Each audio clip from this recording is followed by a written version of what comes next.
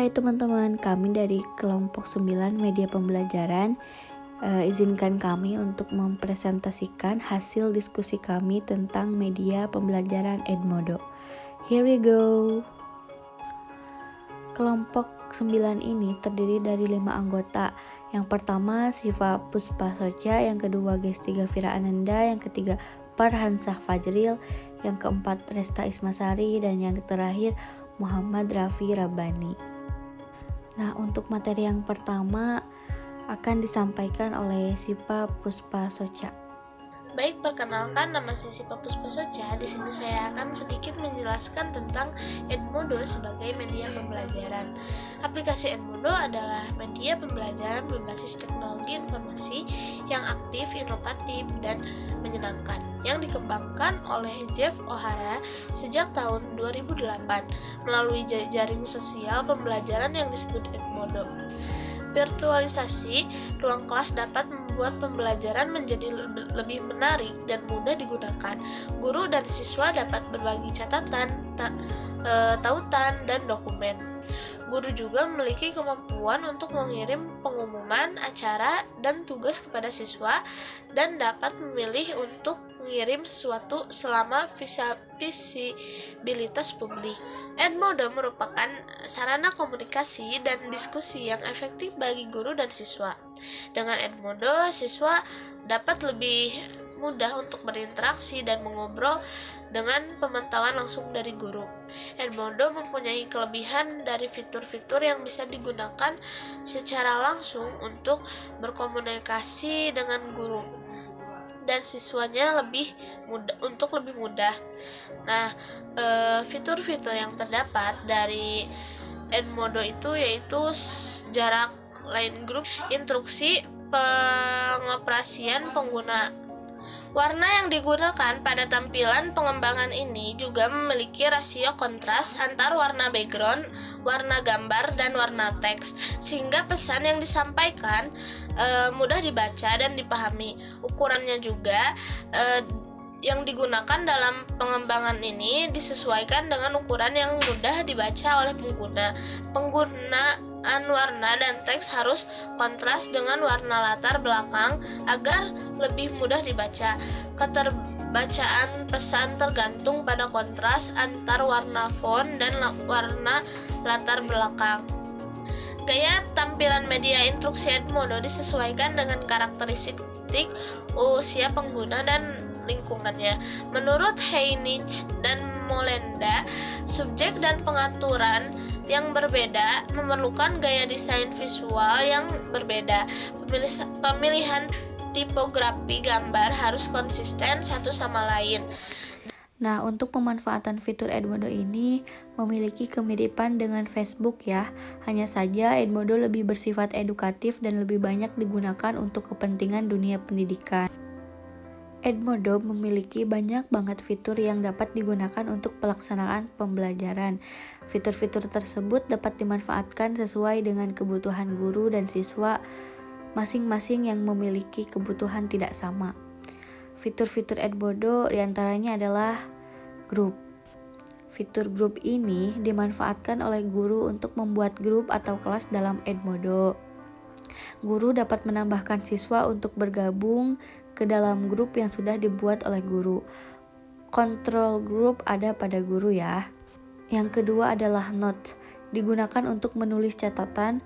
Fungsi catatan ini sama halnya dengan guru ketika berbicara di depan kelas. Nah, fitur yang ketiga ini adalah alert. Fungsinya hampir sama dengan notes. Hanya saja alert ini ringkas dan tidak bisa melampirkan file ya. Jadi tadi kalau di notes itu bisa melampirkan file. Yang keempat adalah fitur assignment.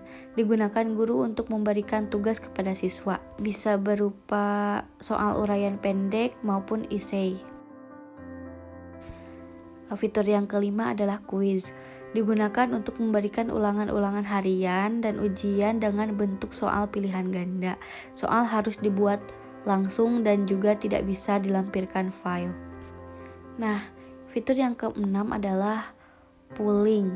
Digunakan untuk mengetahui pendapat siswa mengenai sesuatu, baik yang berhubungan dengan materi pelajaran maupun hal yang lain. Nah, fitur yang terakhir adalah library. Fungsinya adalah untuk menyimpan semua file yang ada di Edmodo.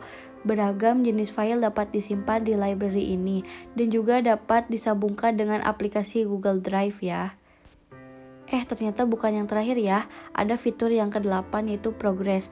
Guru dapat melihat kemajuan belajar dari siswanya dengan menggunakan fitur progress ini ya. Nah, sekarang yang terakhir, Edmodo Planner ya. Fitur ini digunakan untuk membuat atau mencatat rencana dan juga jadwal. Nah, fungsi dari Edmodo Planner ini adalah sama seperti buku agenda kerja. Nah, baik untuk materi, kelebihan, dan kekurangan Edmodo ini akan disampaikan oleh Gesti Gafira Ananda. Assalamualaikum warahmatullahi wabarakatuh. Perkenalkan, saya Gesti Gafira Ananda dengan NPM 202171085. Di sini saya akan sedikitnya menjelaskan tentang kelebihan dan kekurangan Edmodo serta awal mula diciptakannya Edmodo. Yang pertama ada kelebihan Edmodo, yaitu Edmodo sendiri memiliki tampilan seperti Facebook sehingga memudahkan untuk pemula. Yang kedua, Edmodo mendukung berbagai jenis format file seperti PDF, PPT, maupun HTML. Yang ketiga, Edmodo mudah diakses baik melalui PC ataupun gadget. Dan kekurangan Edmodo yaitu Edmodo sendiri tidak terintegrasi dengan sosial media apapun, baik Facebook ataupun Twitter. Padahal saat ini hampir setiap website terintegrasi dengan media sosial supaya penggunanya dapat saling berbagi atau sharing. Yang kedua, penggunaan bahasa dalam Edmodo masih berbahasa Inggris sehingga terkadang menyulitkan beberapa siswa. Dan yang ketiga, video conference belum tersedia sehingga menyulitkan guru untuk berinteraksi dengan siswa. Nah, adapun cara atau langkah-langkah dalam penggunaan aplikasi Edmodo ini adalah sebagai berikut. Nah, langkah yang pertama yaitu sebelum bisa menggunakan aplikasi ini, kita terlebih dahulu harus mendaftarkan diri. Ada 3 pilihan yaitu kita sebagai guru atau I am a teacher. Pilihan kedua adalah kita sebagai siswa, I am student. Dan yang terakhir kita sebagai orang tua yaitu I am parent. Hampir sama. Oleh karena itu, saya memberikan contoh mendaftarkan menggunakan Edmodo untuk guru ya.